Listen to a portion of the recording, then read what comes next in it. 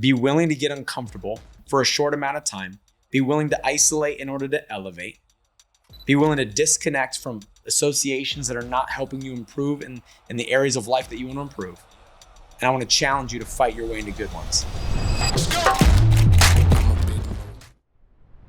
Today, we want to talk about the power of associations. What did our parents try to do as we were growing up? A good parent tries to guide their children into the right associations.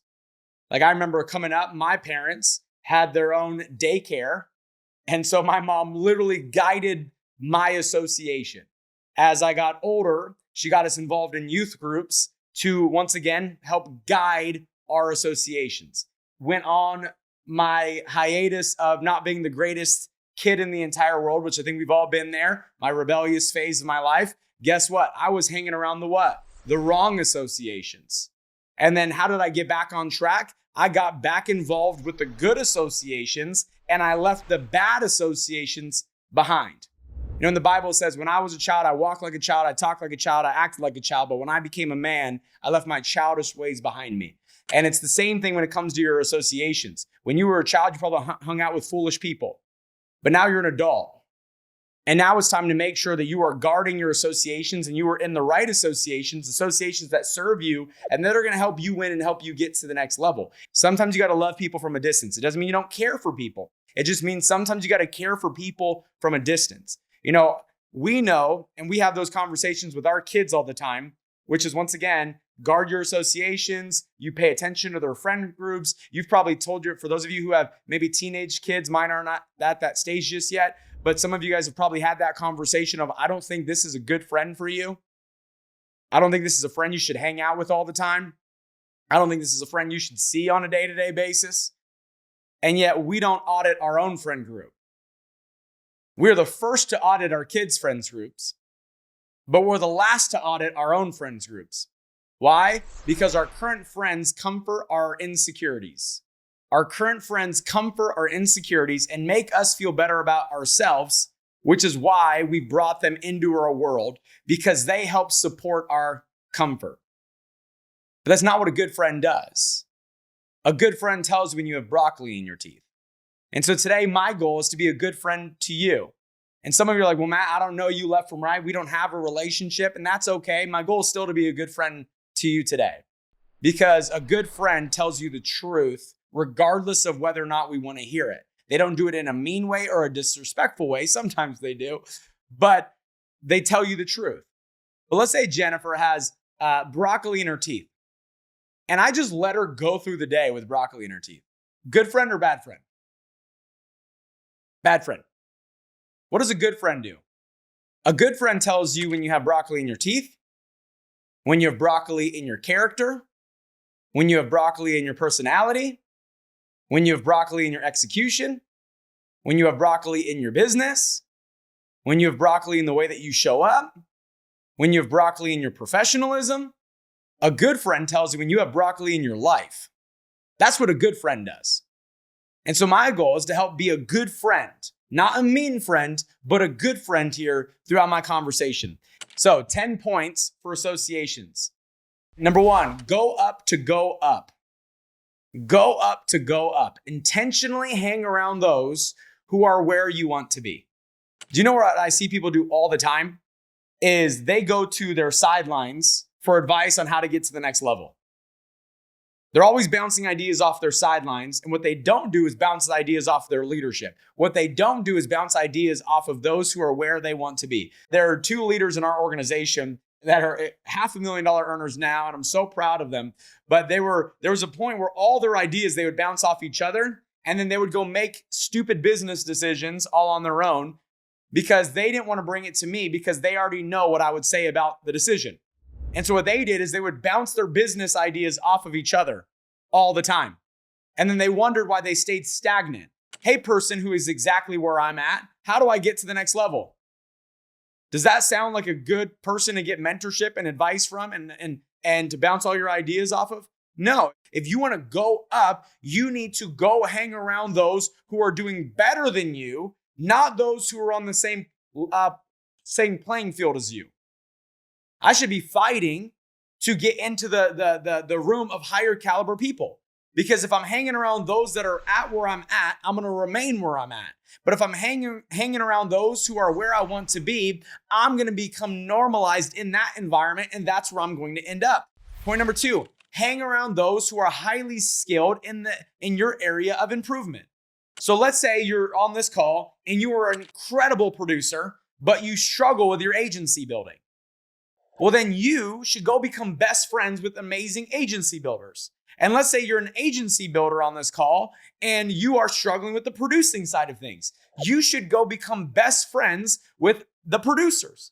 Why? Because they are strong in an area of improvement for you. And so it's very, very important, because this is what happens. Great agency builders tend to hang out with other great agency builders because they support the way they think. Great producers hang out with other great producers. Why? Because they support the way they think. I don't want people around me that supports the way that I think. I want people around me that challenge the way that I think, so that way I can potentially start to think different and get to a different level in life. Does this make sense?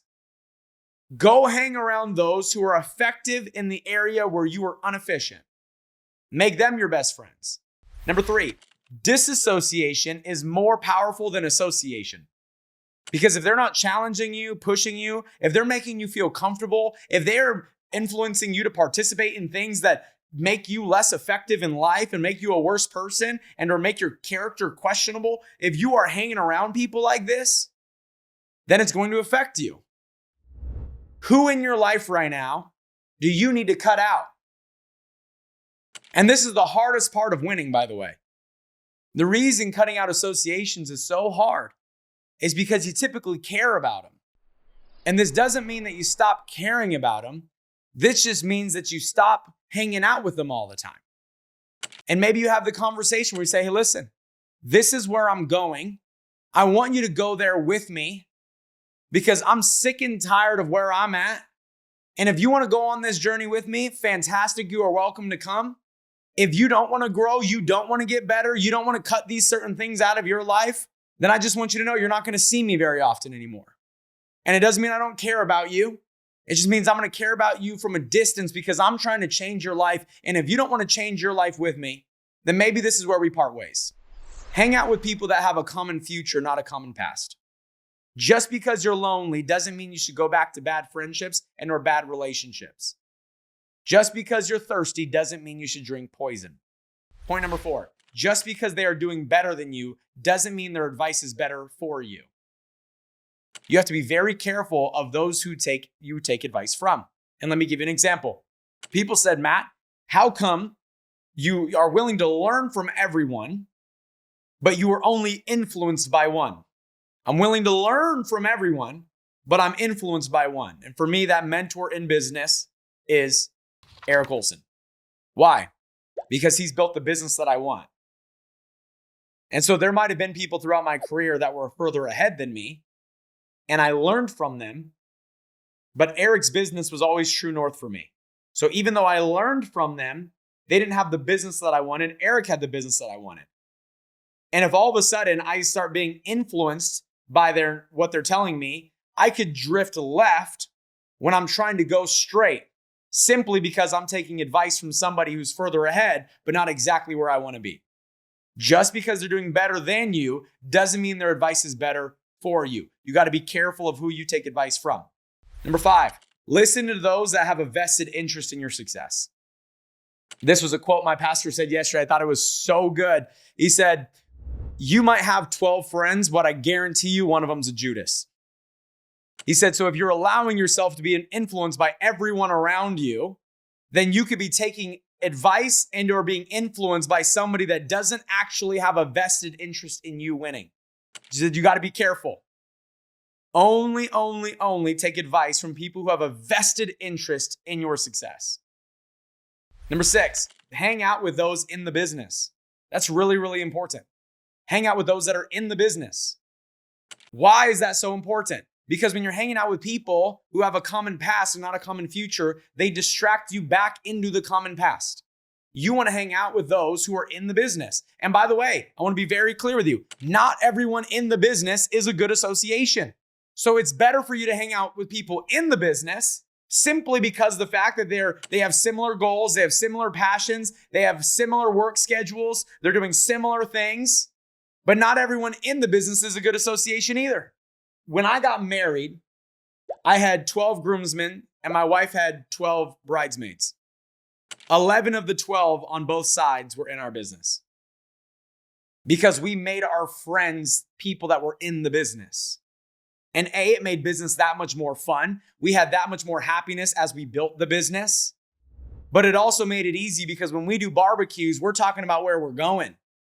When we're on a golf course, we're talking about where we're going. When we're at the beach, we're talking about where we're going. When we're driving in cars, we're talking about where we're going. When we're swimming in my pool, we're talking about where we're going. We're not talking about things that are irrelevant in life, which is what most people talk about because their life and where they're going isn't good enough to talk about. So they have to talk about everyone else's life and all the good things that are happening to everyone else. Hang out with those that are in the business and it'll make it that much easier for you to win. But just because they're in the business doesn't mean they're a good association. So you got to be aware of that too. Number 7, hang out with those who make you want to get better. If your friends don't make you want to get better, it doesn't mean they're a bad friend. They might support you, but it's going to hurt your ability to win. You ever gone on a run with somebody? You're on a run and then they start to pick up. What do you naturally do? You naturally pick up your pace to keep up because you don't want to get left behind. That's what a good friend does. They do that in business. They do that in marriage. They do that in their faith. They do that as a parent. They do that in all of those categories. Point number 8, hang out with those who give you feedback, not criticism. See, criticism comes to destroy you. Feedback comes to better you. I want people who give me honest feedback, not people that try to put me down with criticism. There's a difference. See, a lot of us have associations in our life. They criticize our actions versus giving us feedback on our actions. And there's a big difference between that. One makes you want to get better. You may not like the truth, but it was delivered in a respectful, tactful way, a sincere way, a genuine way. And the other makes you feel less about yourself and makes you want to isolate. Hang out with those who give you good feedback, not criticism. Point number 9, be careful who you allow to influence you. I've said that different points throughout the conversation, but somebody could be great in one area and be crushing you in another. This is why, as a leader, who you are outside of business is just as important, if not more, than who you are in business. Meaning, if you're crushing it in business, but I see you treat your spouse in a certain way, not only will your business acumen rub off on me, but also the way you treat your spouse will rub off on me. So I'm becoming more successful in one area and I'm becoming worse in another. The people I hang out with are not good at one thing. The people I hang out with crush it in business. They crush it in their marriage. They crush it in the relationship with their children. They crush it in their faith. They work hard in their fitness. And it doesn't mean they're perfect. It just means that if I hang out with you because you're great in one area, but excuse my language, but you're shitty in another, then I will become shitty in your area of shittiness. This is probably one of the most powerful things I could talk about. As a leader, you got to be successful in all areas of life. And that's hard and it takes effort and you're never going to be perfect. But if I see you making millions and millions and millions of dollars and I see your family falling apart, that is an association that I do not want to have. And then last point is fight to get into good associations. Fight for it. And it's not going to be easy. It's going to be difficult. But the more you fight for it, the easier it becomes for you to get into it. So I want to give you 3 quick points on how to get into better associations. Number 1, buy your way in. Well, how do you do that? You could pay it. You could pay for coaching. You could pay for mentorship. You could pay for flights to get into the environment. You could pay for Growth Academy. Buy your way in.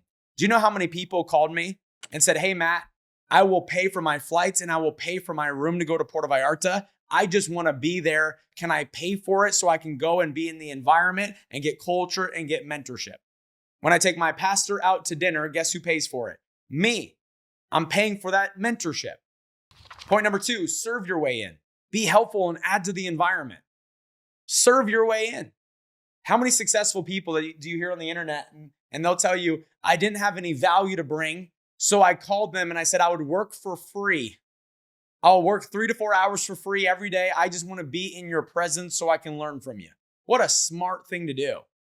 They're investing time for future net worth, for value that's going to help them become better in this world. Serve your way.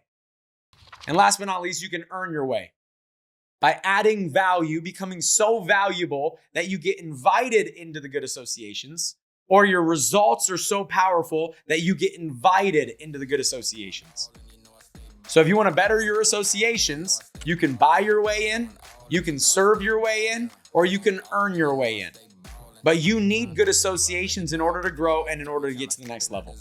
Sometimes when we've had bad our entire lives, when we taste good, we think it's great, which is why we're so afraid to give up the good and get to great. Be willing to get uncomfortable for a short amount of time. Be willing to isolate in order to elevate. Be willing to disconnect from associations that are not helping you improve in the areas of life that you want to improve. And I want to challenge you to fight your way into good ones.